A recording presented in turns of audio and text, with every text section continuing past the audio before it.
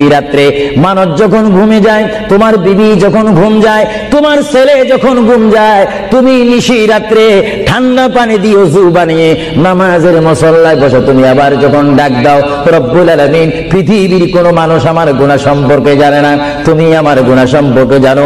আমি এমন গুনাহ করেছি আমার বিবি জানে না, বিবি গুনাহ করেছে আমি জানি না।